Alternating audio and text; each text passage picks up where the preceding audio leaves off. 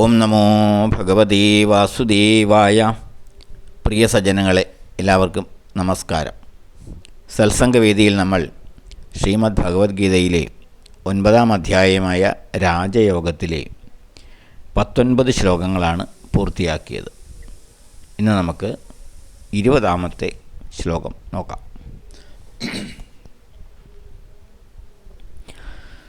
ത്രൈവിദ്യാമാം സോമപാപൂതപാപാ യജ്ഞൈരിഷ്ട്വാ സ്വർഗതിം പ്രാർത്ഥയന്തേ തേ പുണ്യമാസാദ്യ സുരേന്ദ്രലോകം അശ്നന്തി ദിവ്യാൻ ദിവി ദേവഭോഗാൻ.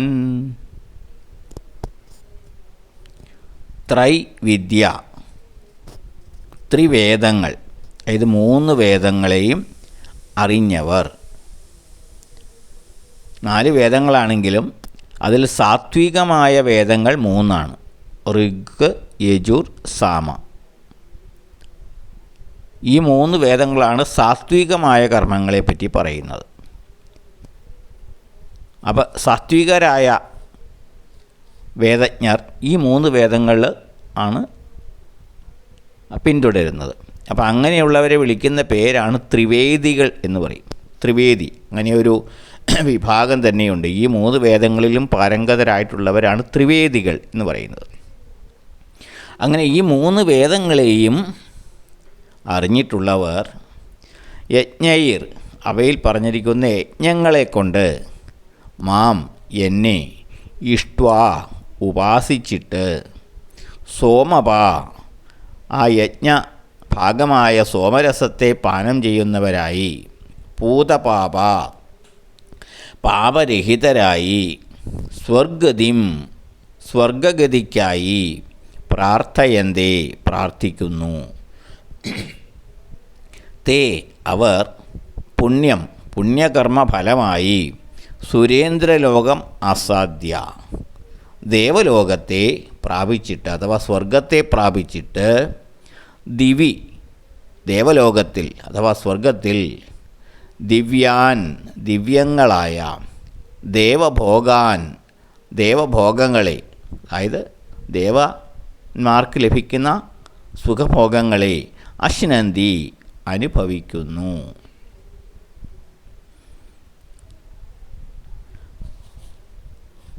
സാത്വികങ്ങളായ 3 വേദങ്ങളെയും അറിഞ്ഞവർ ആ വേദങ്ങളിൽ പ്രതിപാദിച്ചിരിക്കുന്ന യജ്ഞങ്ങളെ കൊണ്ട് എന്നെ ഉപാസിച്ചിട്ട് ആ യജ്ഞഭാഗമായ സോമരസത്തെ പാനം ചെയ്യുന്നവരായി, പാപരഹിതരായി, സ്വർഗഗതിക്കായി പ്രാർത്ഥിക്കുന്നു. അവർ പുണ്യകർമ്മഫലമായി, അവർ ചെയ്യുന്ന ഈ കർമ്മങ്ങളുടെ പുണ്യഫലമായി ദേവലോകത്തെ പ്രാപിച്ചിട്ട് അഥവാ സ്വർഗത്തെ പ്രാപിച്ചിട്ട് ആ സ്വർഗത്തിൽ അഥവാ ദേവലോകത്തിൽ ദിവ്യങ്ങളായ സുഖഭോഗങ്ങളെ അനുഭവിക്കുന്നു.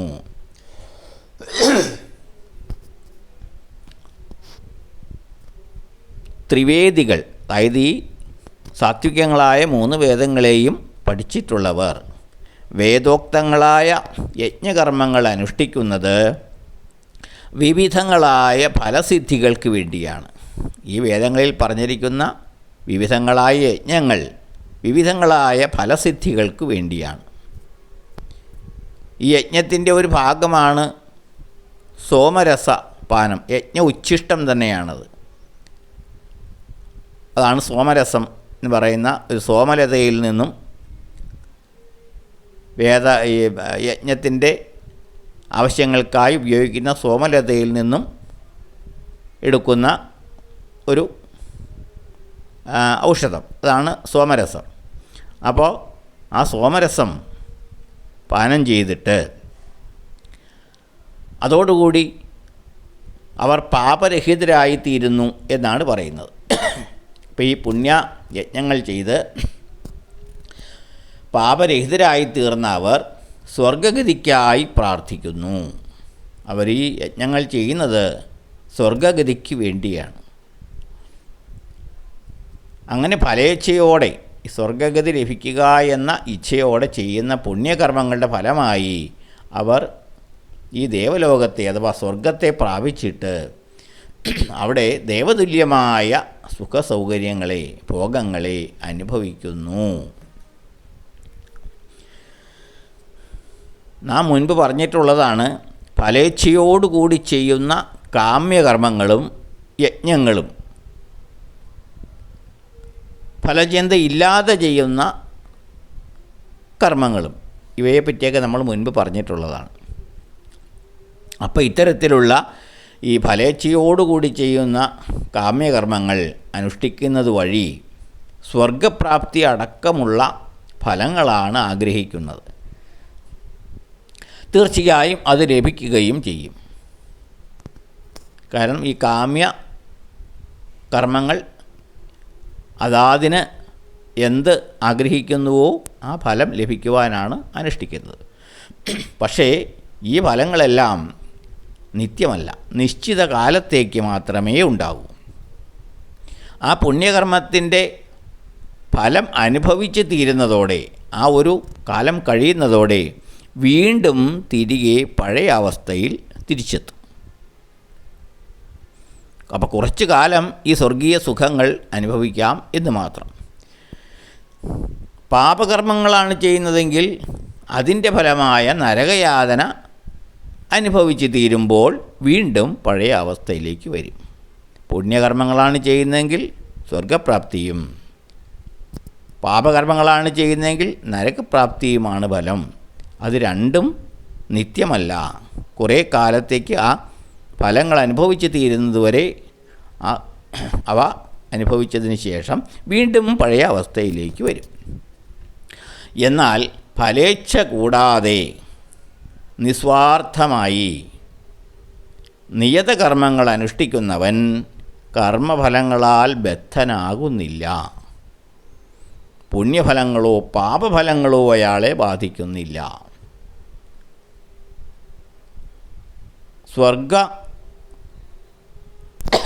സ്വർഗപ്രാപ്തിയോ നരകപ്രാപ്തിയോ അയാൾക്ക് ഉണ്ടാകുന്നില്ല.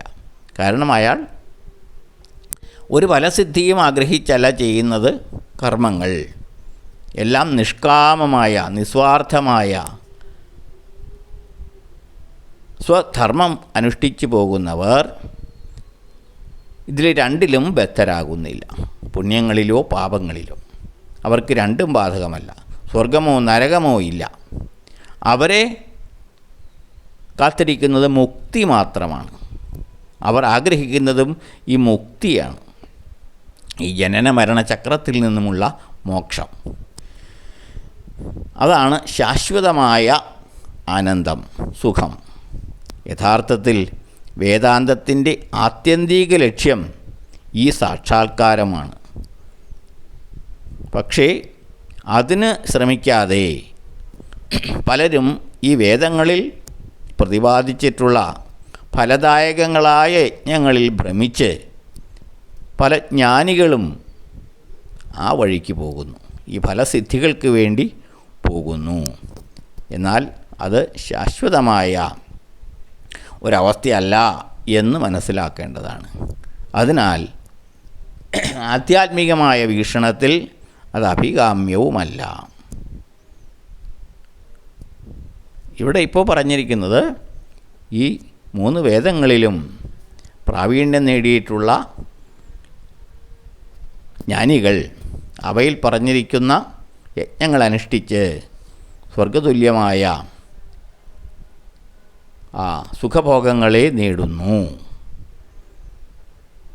അതാണ് ഈ ശ്ലോകത്തിൽ പറയുന്നത്.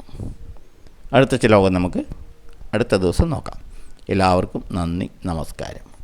ഓം നമോ ഭഗവതേ വാസുദേവായ.